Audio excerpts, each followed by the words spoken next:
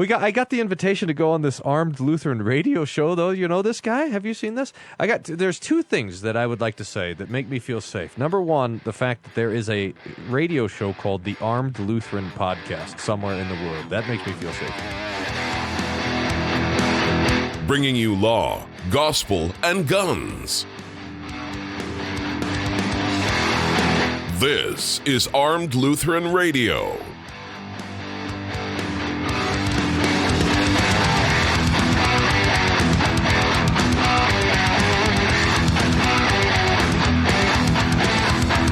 Hey folks, welcome to another episode of Armed Lutheran Radio, a show about guns, hunting, competitive shooting, the natural right of self-defense, and what God's Word says about the issues surrounding gun rights and gun ownership. I'm your host, Lloyd Bailey, the Armed Lutheran. This is episode number 452. Thank you so much for making Armed Lutheran Radio a part of your week again this week, and thank you to all of you for your forbearance as the last couple of episodes, the two previous episodes prior to last week's episode were delayed. But thank you so much for being here and for supporting the show. And thank you all of the members of the Reformation Gun Club who make this possible through your annual contributions. We are listener funded. This podcast does not have any sponsors. We don't have any advertising.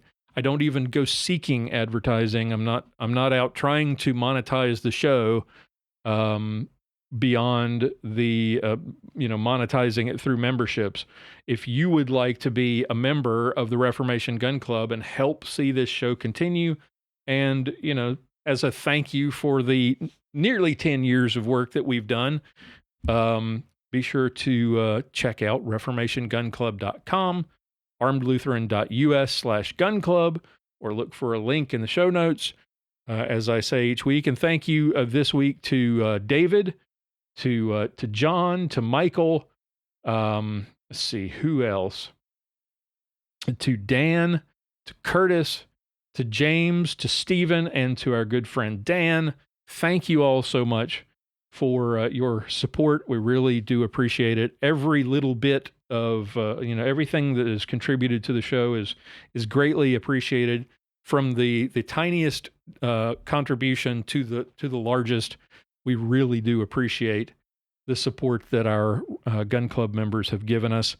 If you would like to join them, and if you would like to get exclusive content, access to hundreds of hours of exclusive content, if you would like to get invitations to our monthly online hangouts, the next of which is coming in July this month.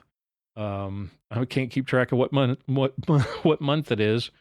Then sign up today. Everything is handled through Give, Send, Go. It's a Christian-based crowdfunding site where you can make a donation of any amount.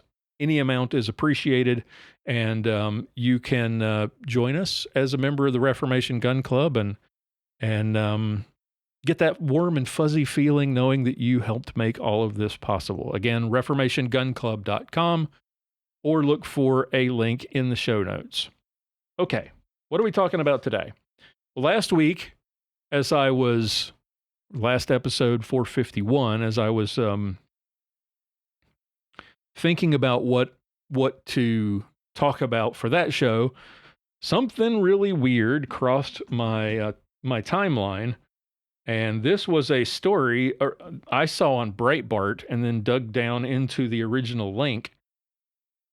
And this is super creepy, coming on the heels of a recent church shooting that was seen during the church's live stream, and fortunately was stopped by an armed member of the congregation. I chose not to really talk about that one because everybody else in the country was talking about it.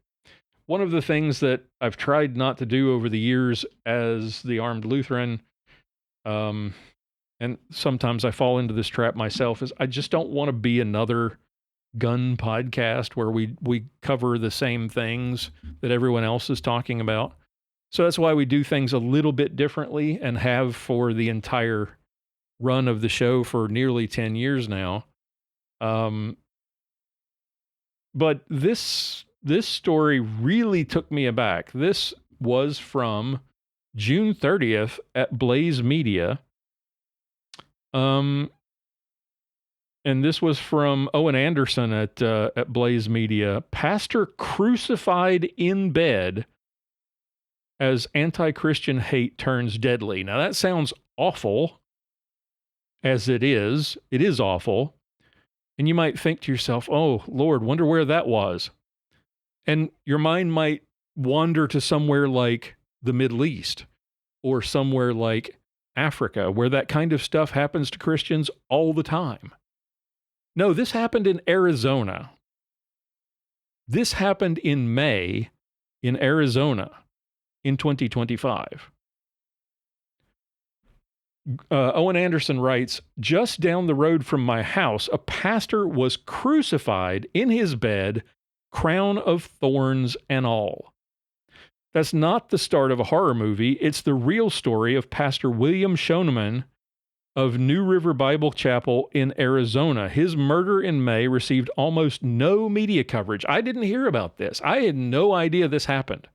Now, I can guarantee you if the victim were a member of any of the protected minority classes, come up with whichever one you want, this would have been national news. Even if this had been a Christian, imagine if this had been a female so-called pastor, and this pastor had been crucified in her own bed at home. This would be a national news story. It's not. It's not a national news story, A, because it's a Christian pastor, B, because it's probably a conservative Christian pastor. I don't know. But I would assume so, because this man, I think, has been or had been serving as pastor at his church for over 25 years. And the guy's white. Let's just face it. If this kind of thing happened to a black person or a Hispanic person or a Muslim, this would be headline news, national headline news. This barely made the news in Arizona. What's worse is this guy was killed by a man who admitted to doing it. He confessed to doing it and admitted why he did it. This is incredibly scary stuff. So pay attention. I mean, we think of these church shootings, we think of these church attacks, and we've seen them over the years by people who are either Muslims or who are, most recently, these kinds of attacks tend to happen people who are disaffected or have some direct connection to the church or people within the church. Think of the church shooting in Sutherland Springs in Texas. Think of the Christian school shooting in Tennessee, where the person who is committing the crime is a member of the alphabet soup variety, the LGBTQ LMNOP plus minus sign divided by that group. This is weird. Those are things you kind of expect, right? We kind of expect those are possibilities. There are crazy people out there in the world who will, look for easy targets. Churches tend to be easy targets, or who are mentally ill, hence the LGBTQ stuff. In this case, let me read this, and you tell me what this is. This is a new kind of crazy. This from 12 News. Where is 12 News? In Phoenix. A man, they mention his name and they share a video because apparently he did an interview from jail, from the Coconino County Jail, admitting that he killed Pastor Bill Schoeneman in New River and that he planned to kill more. And he planned to kill not just Christians, but specifically pastors. Listen to this. The suspect, whom I am not going to name, said he planned to execute, quote unquote, and, quote, crucify a total of 14 priests in 10 states before he was caught by police after his first murder. Pastor William Bill Shoneman of New River, Arizona. The man is currently in custody in Coconino County. 12 News in Phoenix spoke to him from his jail cell and when asked if the allegations against him are correct, this is a ballsy question and a ballsy answer. All of the allegations are correct, he said. End quote. The man said that his motivation behind the murders had everything to do with religion. He called it Operation First Commandment. He believes the New Testament of the Bible and Jesus Christ. He believes that the New Testament and the idea of Jesus Christ as God go against the first commandment, which says, you shall have no other gods before me, right? His commandments, this is quoting the killer, quote, his commandments have been annulled by this character called Jesus, a human being who I believe is the son of Satan, end quote. He continued saying that he believes that he is carrying out a crusade for God, but he denied any thoughts that he may be mentally unwell. Of course not. The mentally unwell are the last to know. No, he said, maybe I'm the one that sees the truth, and maybe it's everyone else that is deceived by Satan. That's what crazy people think. This is what crazy people think, and it doesn't have to be mentally unwell people. It could be people like, I don't know, Tucker Carlson, who thinks he knows stuff that everyone else doesn't. Or just name any conspiracy theorist out there. These people, and the reason that these kind of crazy conspiracies are very, that crazy conspiracy theories are attractive to people is because it offers you this insight into how things work that you don't already have. I don't understand why this is happening. Oh, here's this crazy theory. Here's this theory that makes sense to some people, and it explains why things are happening the way they are, and it gives people this sense that they have a special knowledge, they have a special understanding that everyone else doesn't have. And that's what this sounds like. This is crazy talking. But we have a whole nation full of crazy. We have a whole nation full of crazy that we pander to.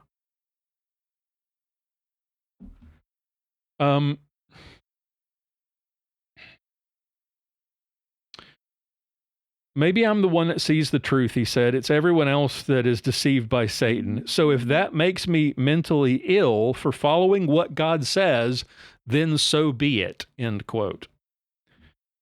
He said he was living in California when he got the idea to kill religious leaders. He did not do much planning, as only a couple of months passed between the idea and his first murder. So he didn't plan any of this out. He just decided he was going to do it and did it. It seems like there's a lot of, to nail somebody to the wall of their bedroom, in their bed, to nail their arms to the wall and put a crown of thorns on them, seems like there's some planning going on. But still, I'll take his word for it. He said he came to Arizona, stole a car, and then found Pastor Shoneman. He stalked the pastor outside of his church, where Shoneman was the pastor for more than 30 years. I saw that he had a Wednesday evening Bible study, so I sat there and waited for them to arrive so that I could locate which one was the priest. It's not a priest, he's a pastor at a Baptist church, but still, And then I just followed him. And then I returned on Sunday to execute and crucify him to this wall.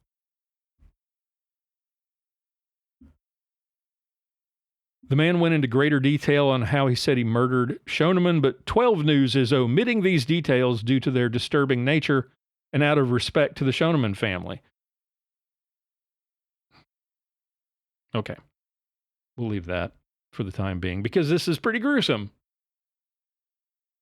After the murder on April 28th, the man said he took the car he had stolen and drove to Sedona, where he planned to kill 2 more priests at the Chapel of the Holy Cross.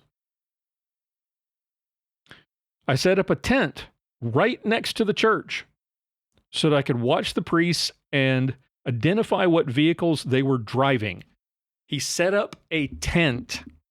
Now, this gets us to all of the craziness that we see in the homeless community and the fact that the craziness among our political leaders around the country at the local level who won't do a darn thing. I started to say something more punchy, but I'm not going to do it. They won't do a darn thing about the homeless situation. And this guy took advantage of the fact that nobody does anything. If you set up a tent in the churchyard, nobody will pay any attention. It's just what you do. It's okay. That's just normal. So he sets up a tent, identified who the priests were and which vehicles they were driving, then ended up in a high-speed chase with the police. He escaped, got in a car crash, got out. This is his words. Got out, ran up a mountain, and escaped. And I was just determined to get those 2 priests, he said. However, he was stopped and arrested by officers from the Sedona Police Department who saved many other lives.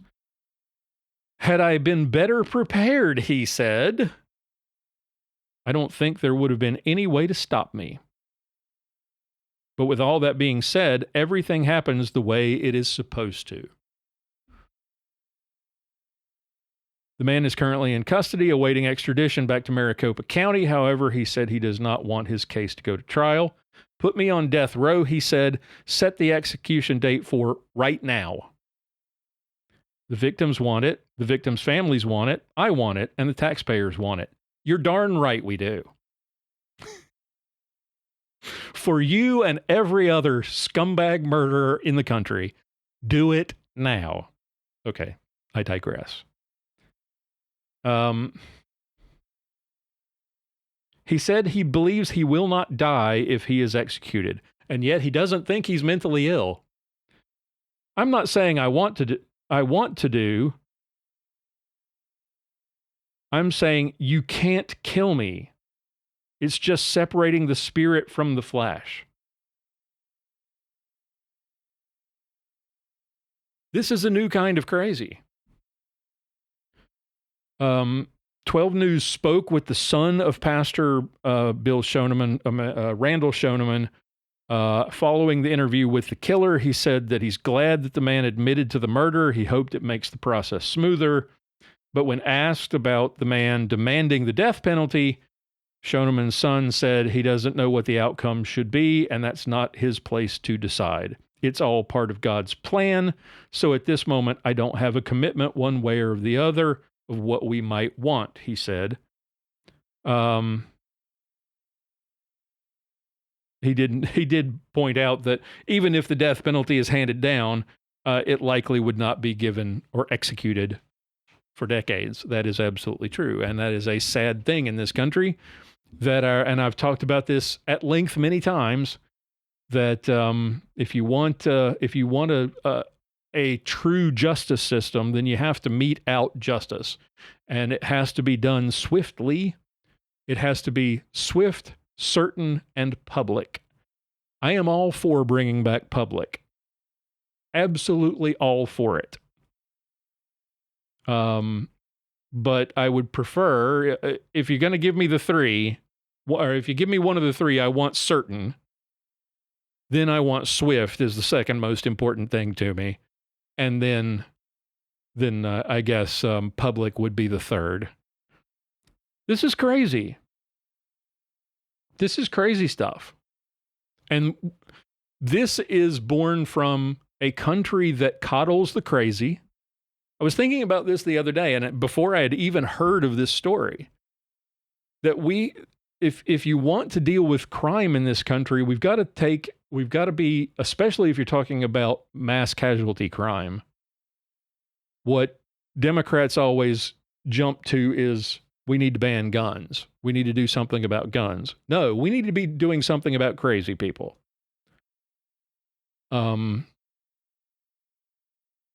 That's the gun isn't going to hurt you if you don't have a crazy person actually holding it.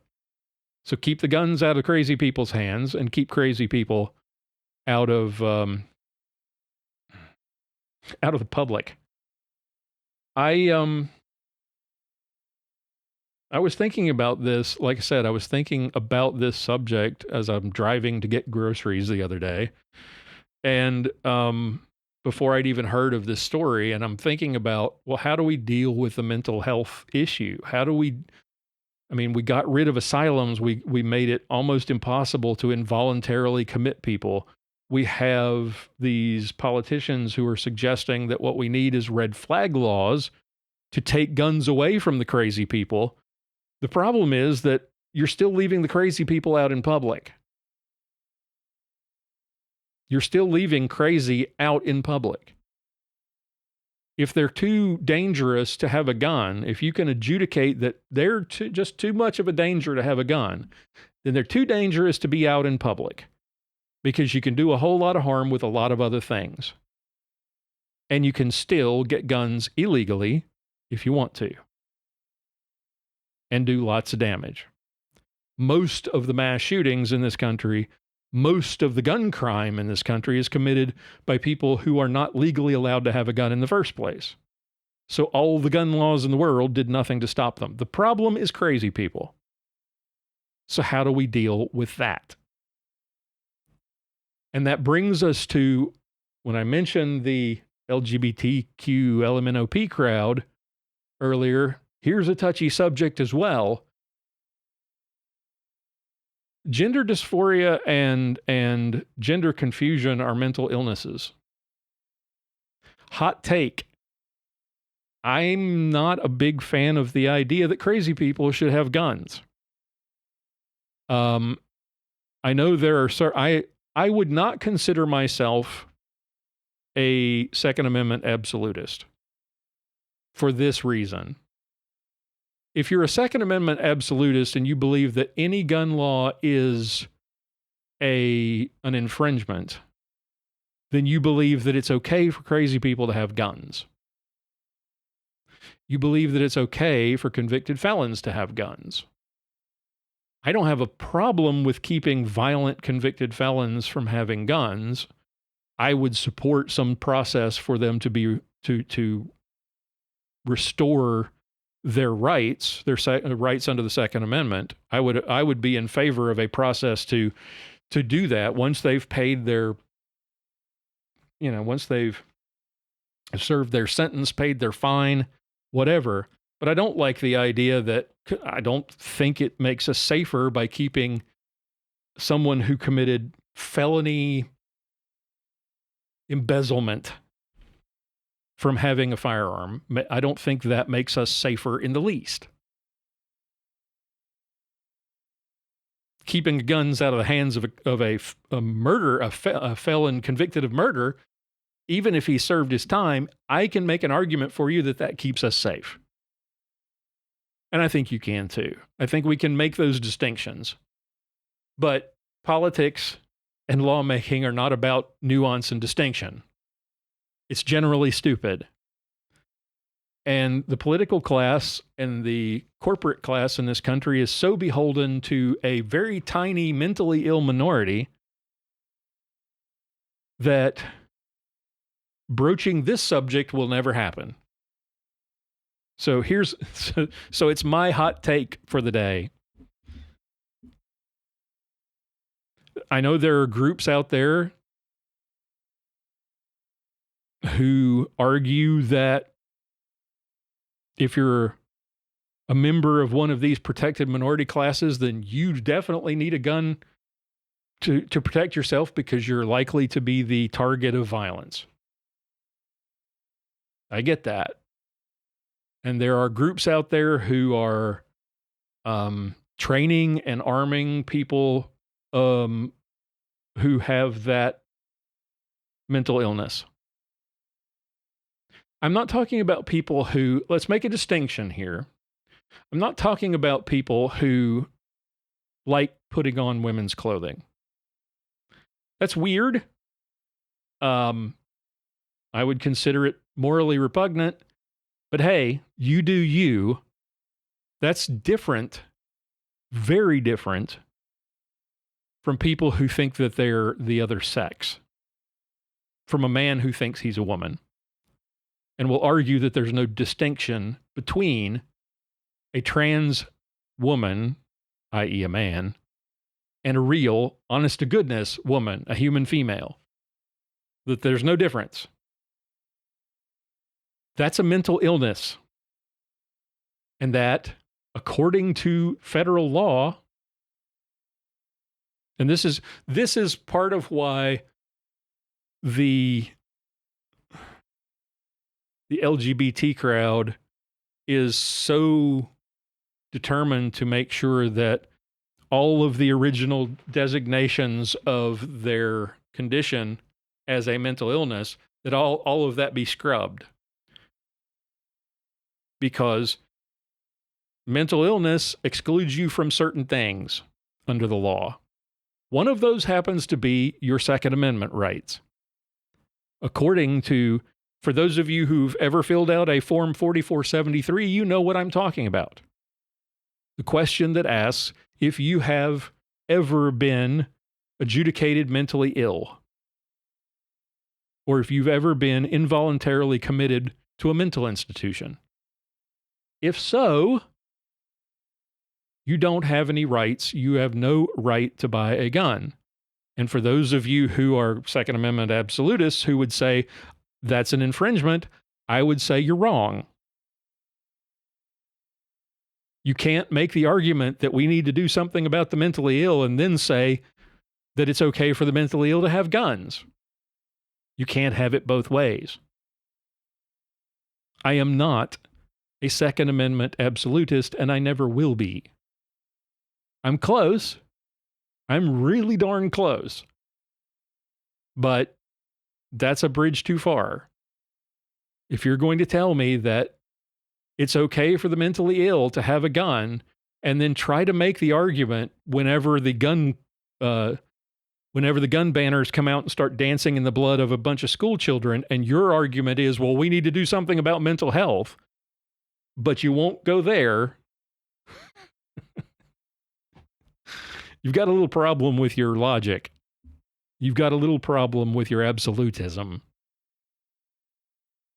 You can't argue that the problem is mental health if it's okay for the mentally ill to have guns. When we see things like the Nashville school shooting, I'm not saying this guy was one among that group, but he's definitely crazy. Let me get this conversation, this train of thought back on track here and away from the mental health and the LGBT community. Because that's a tangent for another show, perhaps. Or maybe I've done enough damage here. But this is definitely a crazy person, and crazy the likes we've never seen before. And it brings into question a couple of things that we as a society have to deal with. First of all, is the issue of homelessness. And the fact that we don't do anything about it in this country. We coddle it. We make excuses for it. We allow it in places where we never would have 10 years ago. The idea that you as a church are being loving and compassionate by allowing drug-addled, mentally ill, homeless people to set up tents on your lawn outside your church, or as I've seen in some videos, to lay around on the church steps, then you're not being very compassionate. Christ told the sinner to go and sin no more. He didn't say it's okay, you were born this way, it's okay. He said, go and sin no more. So to coddle people who break the law, who trespass on your property because you don't want to appear to be uncaring, or because you think it's uncaring to want to, not have those people endangering the lives of your congregation by, setting up tent cities in front of your church or on your church property. This guy took advantage of that. He took advantage of that by setting up a tent on church property or across from a church and spying on the priests at the church so he could figure out where they live, what cars they drive, so he could follow them home and kill them. Our society has become way, way too dangerously soft on things that we would not have put up with 5 years ago, 10 years ago, not even going back 20 years. And we have coddled the mentally ill in this country to a great extent, to the point that we have an entire society that's mentally ill. And this guy's a product of it. His theology's crazy. I mean, he's free to believe that. He's free to believe that if he wants, but to act on it and to think that he's somehow doing God's will by murdering men of God in their homes and nailing them to their walls is a serious mental health problem. And the fact that he doesn't think that makes him mentally ill is all you need to know. He's definitely a crazy person. He is a nutter. And we have way too many of these people.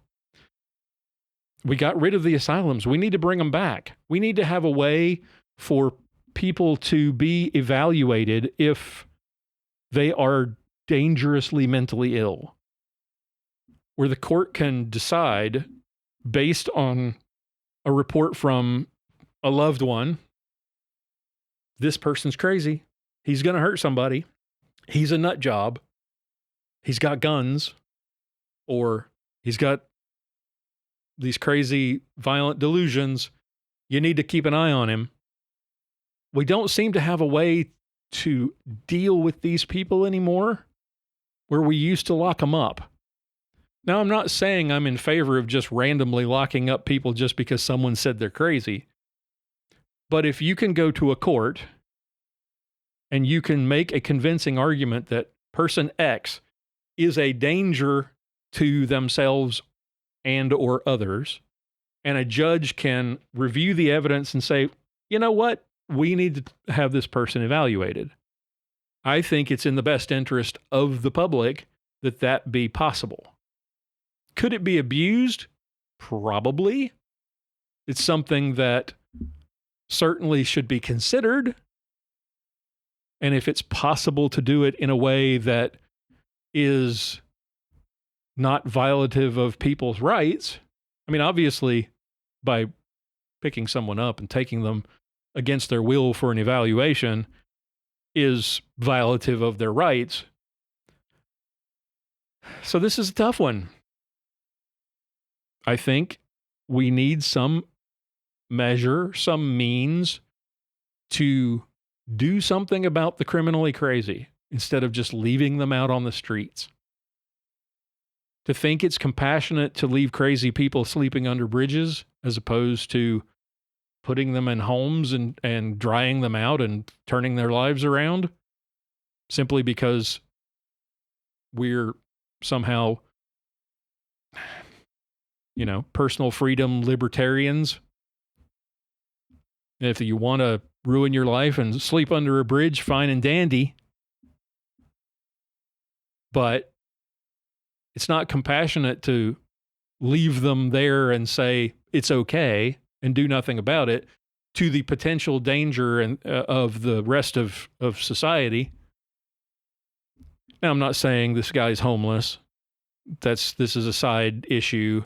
This all kind of relates because this guy is crazy, first and foremost. Don't know anything about his family. Don't know anything about what he did for a living. Don't know anything about what he did in California, where he lived, I'm sure we will find out more as more comes to light about this story, although we will probably never see this in the national news. We haven't so far, thanks to the Blaze for even publishing it. We've got to be very, very careful because potentially dangerous criminals, crazy criminals, will take advantage of our compassion and do stuff like this. And everybody, I guarantee you, everybody who walked and drove past the guys sitting in his tent spying on a potential murder victim, everybody thought that was just fine and dandy. Completely oblivious to what danger was right in front of them. This also brings up a question about church security again. And the fact that it's not just the security of your services. It's not just the security of your Sunday or your Wednesday night service. This guy was spying on his victims' Bible study classes. And as Christians, we want to be open and welcoming to all who show up and who are interested in hearing the Word of God. But unfortunately, in this fallen world, we also have to be a little leery of the stranger that we've never seen before who mysteriously shows up and is interested in hearing what we have to say. Or the guy who sits in the parking lot and watches everyone going to Bible study. The guy who sets up a tent across from the church so he can watch people coming and going and learn the patterns and figure out who's who. We live in a fallen and dangerous world, and that means that we have to be ever vigilant when it comes to the crazy and the malevolent forces that are around us. This is something I never imagined would read about happening in the United States. Never dreamed. When I first saw the headline, I figured this was Africa. This was the Middle East. Nope, it's a crazy, theologically confused person from California. At least he drove from California, so we assume he's from California, which it might as well be the third world, but still, I digress. It's just another reminder of just how fallen and how dangerous and evil this world is. And how, as much as we would like to, we just can't let our guard down as Christians for a minute. And expecting that the government's going to do anything to help us. Remember, as we've said before on the podcast, you are your own first responder. That means that you have to be prepared to defend yourself and your family and your loved ones, your congregation, from this kind of crazy, and the kind of crazy we saw in Michigan last week. Or was it 2 weeks ago? 2 weeks ago? So keep your head on a swivel, stay safe out there, stay strapped, and don't let your desire to be considered kind and compassionate blind you to the dangers of the real world. Sometimes I think that's what we do. That's clearly what happened here as Christians. We've got to recognize that, yes, we want to be welcoming and open to all, especially those who don't know Christ and who have not or desire to hear his word and learn more. We want those people to come and to learn and to be saved. But that doesn't mean that we let down our guard when it comes to strangers. It doesn't mean that that we just go about our business and assume the world is just hunky-dory, because unfortunately for the late Pastor Schoeneman, it's not. Our condolences go out to the family. of Pastor Schoeneman and to all who were affected by this. And let's hope that this guy gets his wish and that they go ahead and sentence him to death and do it right then and there. We don't need more crazy in the world lingering on.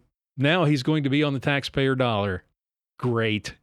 Probably for the rest of his natural-born life. In any event, that's enough waffling from me. Let me know your thoughts in the comments.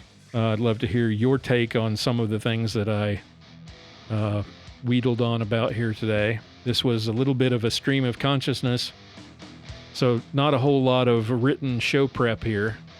Just me sharing my thoughts on this particular topic. I'd like to hear yours. Visit the feedback page at armedlutheran.us/feedback or leave a message, a comment on Facebook, or a comment on the YouTube channel. Love to hear your thoughts. Until we get together again for episode 453 next week, keep shooting, keep praying. We'll talk to you next time. For show notes, be sure to visit our website at www.armedlutheran.us. Check out the Facebook page, The Armed Lutheran, or join our Facebook group, Fans of Armed Lutheran Radio.